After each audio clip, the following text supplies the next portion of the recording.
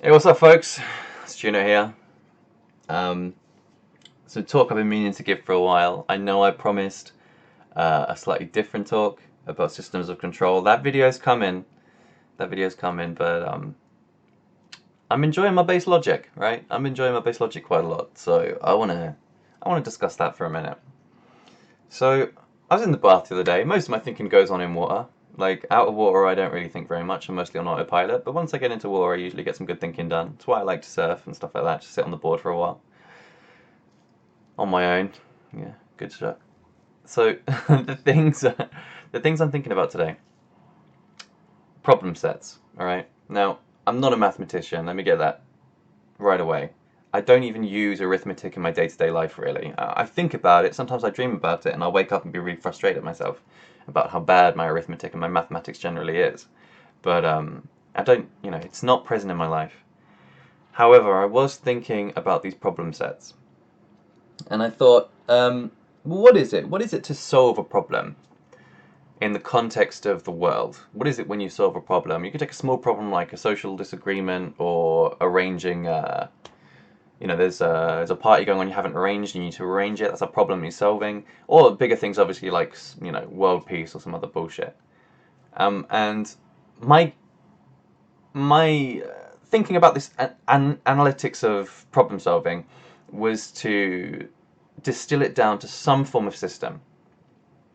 Like what is a system that all problems share? And here's what I came up with. Prepare myself. Excuse me. So what is a problem? All right. A problem is a state. It's a state of apparent disorder.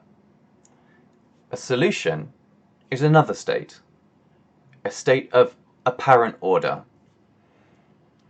And the difference between these two states is the alignment of the elements within it. I'm looking at a grid on my screen. If I was to say that values filled the squares of this grid, we could say that a disordered state would be one where the values were not arranged in a linear fashion. That would be one way of viewing it. Then you could address the problem by saying, well, how do we attain the solution state? All right? What situation would there be where all of them would be in the correct alignment? And you can imagine that. You can visualize. If I was to, let me just throw some numbers into these holes here. All right.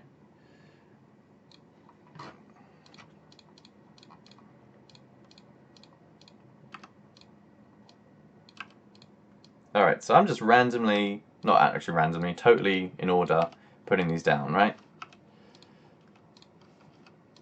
All right, so let's say we can see this number set in front of us, right? Now I've put those in a disordered fashion. It goes 1, 2, 3, 6, 5, 7, 8. Now you know that in the confines of that single line of numbers, the correct assortment of numbers, how they should be changed.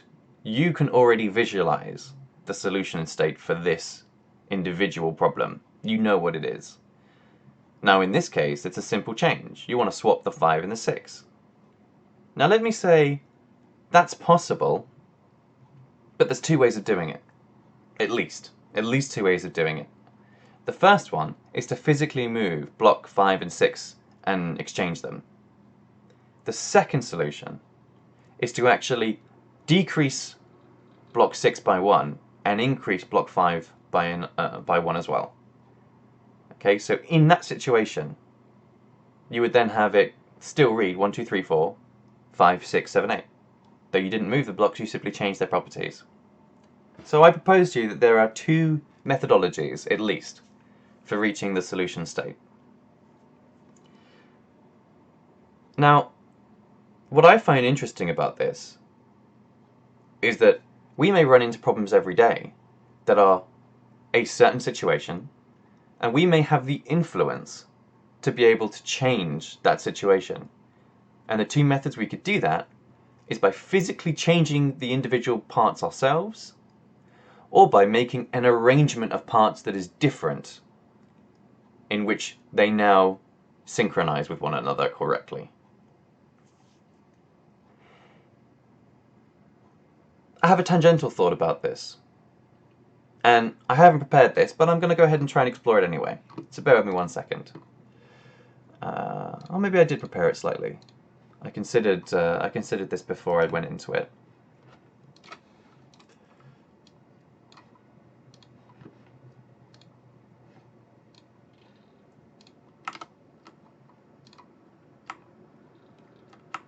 So consider what you see in front of you now. All right. Now we see an isometric view. So it's a 2D representation of a 3D block. Some situations perhaps are oversimplified by the 2D representation that I showed you previously. Let us imagine instead that there is a 3D block of a problem state that we're trying to deal with. I could do one better actually. Let me pretend to you that the 2D block and the 3D block are actually the same thing. Let us say that the numbers we input into the 2D block actually have representations in 3D. So, while we are able to assign the x and the y coordinates in the 2D block, the values within the blocks themselves are the coordinates in 3D. So they define the z-axis. Now in this case, could we not also say that if we were to input numbers into the 3D block, that they could equally transform and be representative of fourth dimensional characteristics?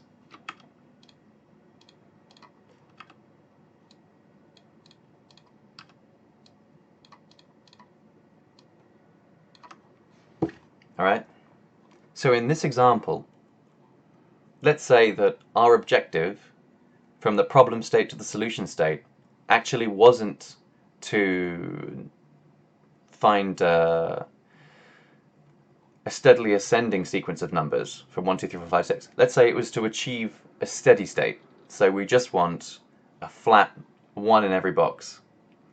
Now, in this regard, we can say that each block has the property of the w-axis, though we cannot visualize it. Just in the way that we numbered the blocks in the two-dimensional representation, and then I expressed that they may be a derived property of the third dimension. Could we not also visualize this, that inherent in the blocks, we are now writing their inherent properties in the fourth dimension? Now, there's a great difficulty in visualizing the fourth dimension. It's not something we interact with, so how would we know if we visualized it correctly? We could take information from that dimension and superimpose it onto this one, much as we do for the third and second dimension onto the flat surfaces that we look at now. Right? We're inferring this is a representation of something in 3 dimensions on a 2D plane, but we know this because we have life experience of 3D objects in real life, therefore we know we have some level of intuition about what the 3D should look like. I mean, because if you took this image literally, you would see that it's actually comprised of a series of squares and a number of these diamond shapes. I don't know if that's called a rhombus, perhaps? But yeah, a series of these diamond shapes that actually just skew off in one direction, you know, up diagonally. But we inherently have a difficulty in viewing it that way. We have a difficulty in seeing it, no, this is all 2D, and it simply is a series of squares on one side, and then two sides protruding from that, you have these rhombuses. Rhombi, I suppose. Right. We don't have an intuition that infers that. Our intuition is to prescribe it three-dimensional qualities. Now that causes serious problems when we want to visualize the fourth dimension. Right? We have no intuition to base it on. So how do we know it's the fourth dimension we're seeing? We can only use the evidence, and again, due to our lack of intuition on the evidence, very hard to commit to believing that that's what we're seeing is this 4D representation. So in this regard, looking at the 2D representation of the 3D shape, installing these properties for every block of a value that indicates its fourth dimensional property for that section can be sort of useful in the way that we might visualize or understand to some degree the fourth dimension using somewhat intuitive means. Anyway, that was a thought I had. I think I have an additional thought that's actually difficult to articulate. But back when I was doing some like freestyle maths on my own, trying to figure out what the relationship between functions and numbers was, I think I did come up with some inference about indices, right? So the powers of something like 1 squared or 2 squared or whatever. And I understand that there is something very deeply related between values and shapes and geometry. That I can feel in myself there's something deeply related about them. And I often try and think carefully about the mathematics of waves and graphs, and I'm not skilled at all in calculus, so I don't know about like the area under a curve or things like that. But I infer something about them mathematically when I look at them or when I try to decipher them. And in that way, I think that there can be an inference perhaps that in accessing additional dimensions, we might not necessarily need to maintain a certain visualization, right? We can know that there's a visualization that accompanies it without seeing it. And in that way, perhaps, when I enter the value 1 for the w-axis on this 3D representation, perhaps, if we were to derive that back to the 2D representation, what I might need to do instead, if I want to show that something exists in the w-axis while only maintaining the 2D visual with the 3D property, perhaps I could write something like this. So what I have here is 3 squared. Now, by adding the indices, I have allowed us to move into an additional dimension in a single figure. I mean, technically, yes. I could have therefore wrote two numbers, like I could have wrote 3 times 3, or should the z-axis be a different value, I could have then written 3 times 8, or whatever. However, the most concise notation available would simply be to times itself, which would be then to add an additional dimension from the plane we're already working with. So in this case it would be 3 squared. Now, if I wanted to increase the dimension again, you might immediately presume that all I'd have to do in this regard would be to square the square. So you would give yourself 3 squared squared. But actually no, that's not the situation you'd be looking at. You would be looking instead to increase the indices, not index it. So you would have 3 cubed rather than 3 squared. Again, we're not changing the quantity, all right, of the value. The value itself remains the same. We're just adding dimensions to it. Now, if you wanted to have variable values in the different dimensions, then you would require additional notation to represent that. However, for the purpose of this, I just think it's a very interesting feature that in a single reference, you're able to expand dimensions artificially. And I think it's very curious when you begin to consider the properties that you can understand mathematically, you know, values in other dimensions by notating them in this way. And by noticing that you can actually input that mathematics into the representations visually that you already have available, and then have them be congruent with something in reality. Again, it's interesting to note, you wouldn't add additional dimensions by squaring the square or by adding an index to the indices. Okay, what that would do would actually, it would, instead of just penetrating another dimension to add values into, it would copy the dimensions you already have available X amount of times. So it wouldn't just be a singular step forward in dimensions, it would be a logarithmic step. Which could be useful, right? Maybe there is something to that. Maybe there is. Maybe we need to consider the implications that moving linearly through dimensions may affect things in one way, but moving logarithmically through dimensions might have completely different emergent properties to it. All right, so that was a bit of an aside. I just thought it was an interesting way to input values into cells and then have them represent something real and physical once you apply that knowledge to the diagram. So coming back to the two-state solutions. All right, so the problem state and the solution state. So the problem state, again, it's this notion that you recognize the disorder in the state, and your objective is to rectify the disorder. And you can visualize the solution state where that order is apparent. So I want to talk about a few features of this system. Now, what is the advantage of looking at systems in this way? Well, firstly, I think it's a representation of reality. I think it does correspond directly to how we understand retrospectively what has happened and the patterns that have emerged. It seems apparent that if anything is to be derived from thermodynamics, for example, or other physical doctrine, the consistent thing is change, right? Very little addition or subtraction actually takes place. It's usually a reorganization of something. And I've spoken before about in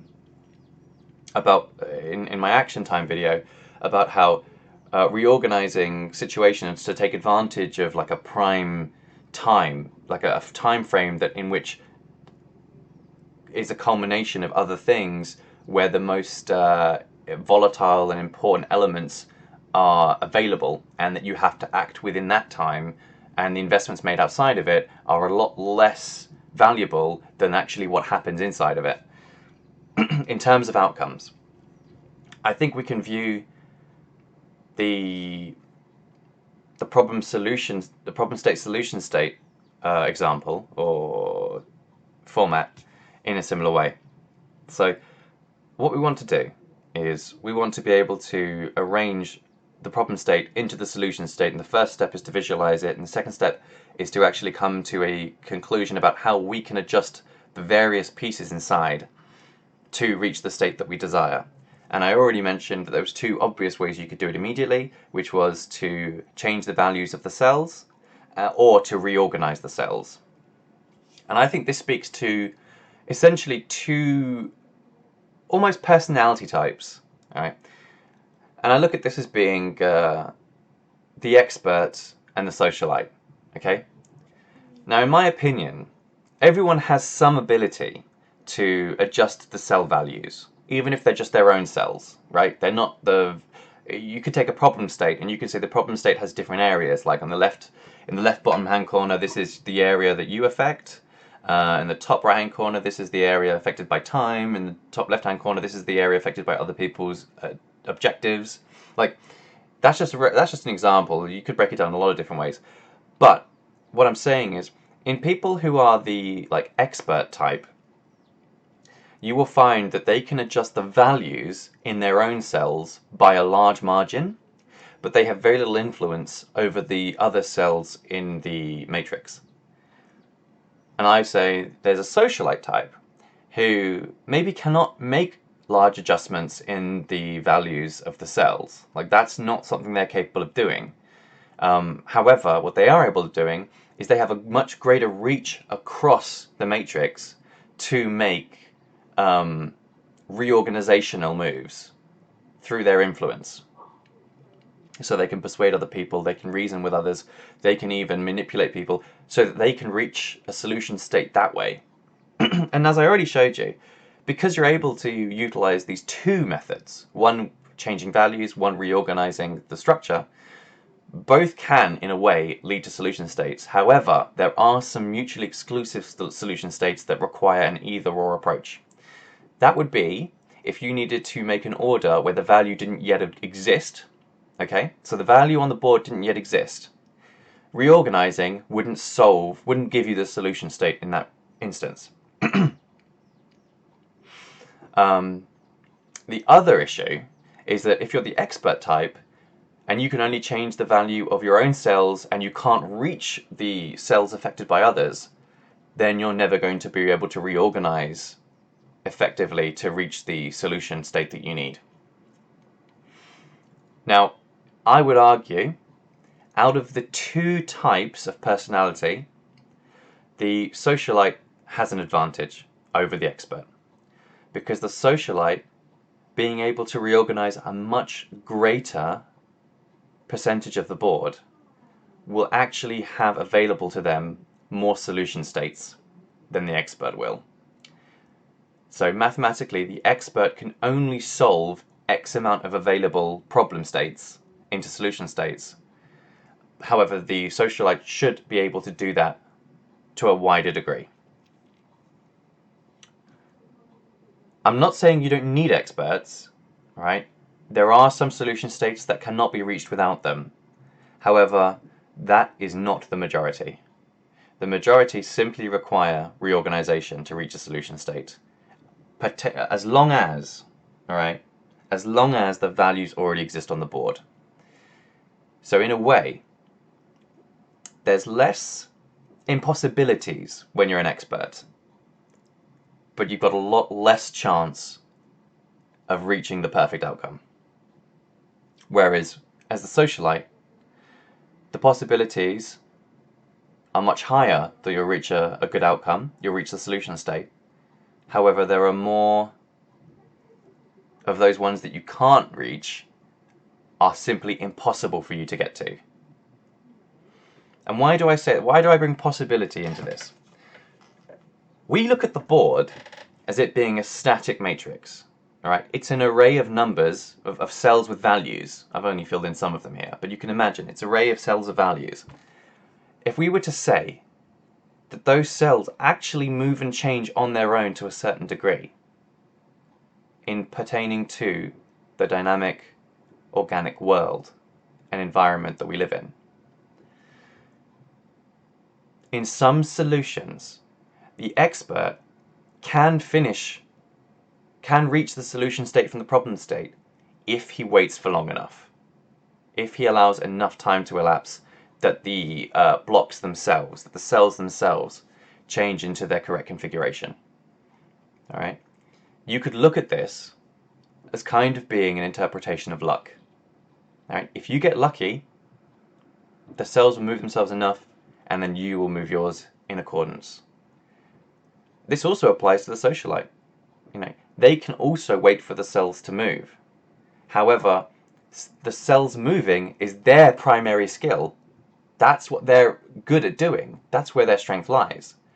So elements of luck for socialites is much lower. Their luck is much more pertained to experts changing the values extremely in individual blocks, something that they themselves cannot do.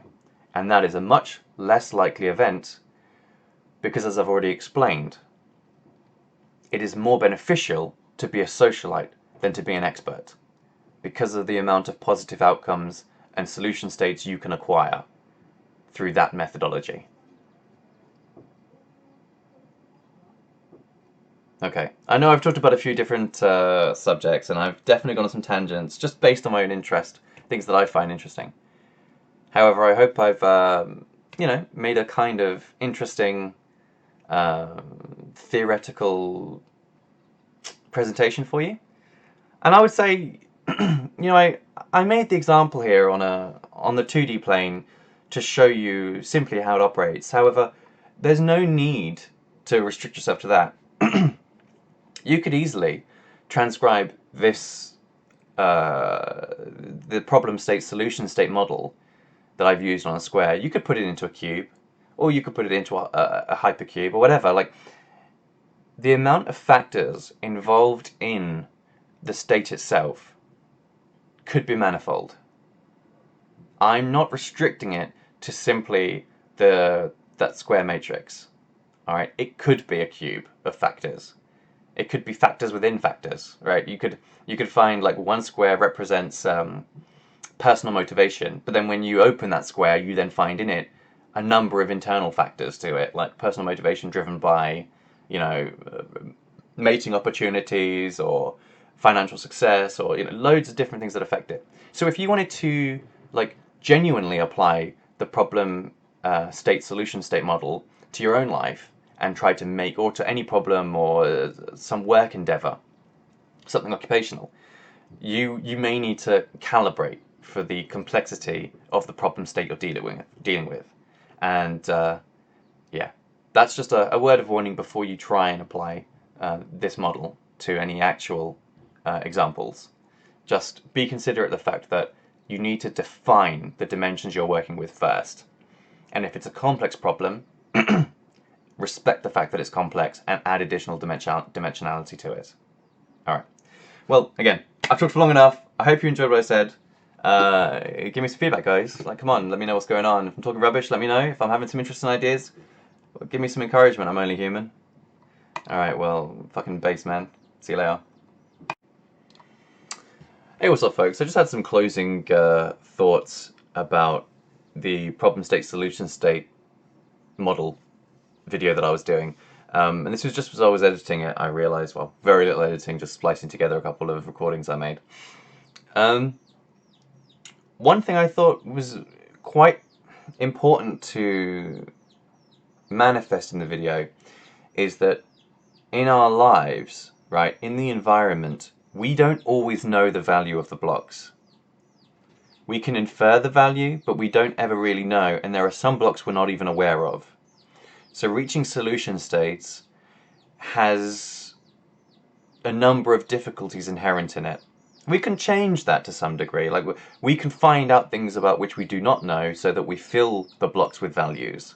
But there will be inherently, in many problem states, blocks that you're simply unaware of until you begin to maneuver the blocks around and change their values. And that's how you discover what the values of the associated blocks are. So this brings me on to my second point. Some of the blocks, again, as I said earlier, through their organic and natural movements, will actually impact the blocks around them. So the puzzle we're trying to solve isn't simply that forming like an ascending series, okay? It's not that simple. Sometimes the blocks themselves, as they are moved, the movement will change the blocks. This is the level of complexity you will deal with the problem state to solution state method. The blocks themselves will change by being moved, because then they are surrounded by other blocks and they have an impact on them, and the reverse is also true.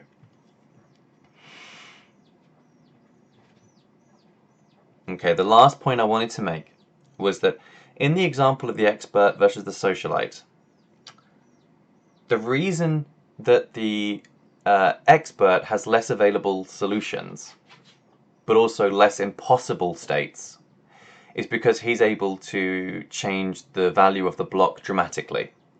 So normally, most blocks will exist within a few integers of each other, right? In their actual physical values, they may, just for example, they may be between -3 and +3. However, an occasional problem state will require, as a solution state, a block to reach 100. Now, the socialite can wait for a block to reach 100, but it is an extremely rare occurrence. The expert has a greater shot of making a block reach 100. So, high value blocks, anomalous blocks we'll call them, are very rare. And while the expert can wait for the low value blocks of 1s and 2s or whatever to shuffle themselves around into a more congruent configuration, the socialite can never rely on just waiting for something like a black swan event to happen. It's not conceivable for the socialite to do that. So that was a bit more of an in-depth look at why the scientist has less impossible solutions presented to him. Like he has more chance of having a go, but less chance of succeeding overall. Whereas the socialite has more chance of succeeding overall, but less chance of being able to solve the anomalous problem sets. Like, no chance. They have no control over that at all. Alright, and so the final thing I wanted to bring us to in the additional notes here is the problem state and solution state can be, they can vary, right? They can be variable. What you can get is you can get a gradient of lesser problem, greater solution. So the perfect solution state is the aim, is the goal, the vision. However, you may still have a satisfactory or acceptable solution state that isn't quite the perfect solution state. And again, the socialite still would be, on the whole, more successful in finding acceptable solutions, even if they're not perfect ones. Whereas I would argue the expert type, the engineer type, is more adept at reaching the perfect solution rather than the acceptable one. So there's some greater element of variance between the two. But it would also account somewhat for the disparity in the representation in the population, while you have few experts but many social people, yet they can both to some degree attain success. Though I would always argue the socialite has a higher probability of attaining moderate to high success, whereas the expert has actually less probability of attaining that level, but slightly more probability in attaining, amazing success. Because when they are able to find a solution state, it is a perfect solution state. Like, it is much closer to a perfect solution state. Alright, so without yammering on anymore, I might even add this again later, but that was just some additional thoughts I wanted to add on the end of the video, and I hope you found the whole thing not to be too draining. I know watching it again was exceptionally draining, and I did repeat myself a lot, but it's going to go out there, and maybe you have to pay, right? Maybe I give you the rubbish, and I put a few nuggets of gold in there for you, and if you commit enough to go through the rubbish, you'll find the gold. That's just how it works sometimes, I guess. Alright, but thanks very much. Have a good one.